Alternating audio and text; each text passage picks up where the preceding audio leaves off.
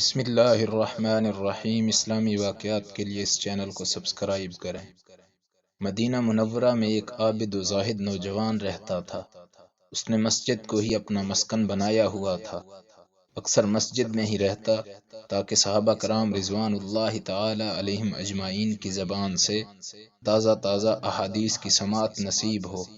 اس کا ایک بوڑھا باپ تھا۔ جب یہ نوجوان عشاء کی نماز سے فارغ ہو جاتا تو اپنے بوڑھے باپ کے پاس چلا جاتا۔ راستہ میں ایک عورت کا گھر پڑتا تھا۔ وہ عورت اس نوجوان پر فریفتہ ہو گئی۔ ایک دن وہ نوجوان وہاں سے گزرا تو وہ عورت اس کو بار بار بہکانے لگی تاکہ وہ نوجوان اس کے پیچھے لگ گیا۔ جب اس کے گھر میں داخل ہونے لگا تو اسے اللہ تعالیٰ کا یہ فرمان یاد آ گیا، ان الذین اتقوا اذا مسهم طائف من الشیطان تذکروا فاذا هم مبصرون۔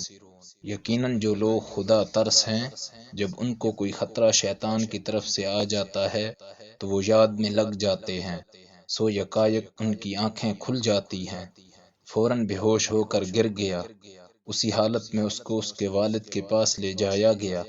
نوجوان اسی حالت بے ہوشی میں رہا حتیٰ کہ رات کا تہائی حصہ گزر گیا۔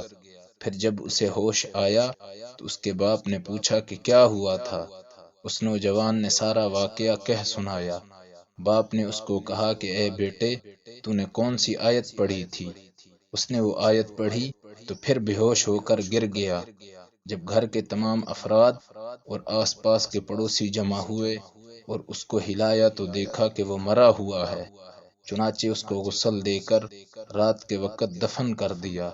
صبح ہوئی تو حضرت عمر رضی اللہ عنہ کو اس واقعہ کی خبر پہنچی تو اس نوجوان کے باپ کے پاس آئے، تعزیت کی، پھر اس نوجوان کی قبر پر تشریف لے گئے اور چلا کر کہا کہ اے فلاں، وَلِمَنْ خَافَ مَقَامَ رَبِّهِ جَنَّتَانِ، جو شخص اپنے رب کے سامنے کھڑے ہونے سے ڈرتا ہے اس کے لیے دو باغ ہیں۔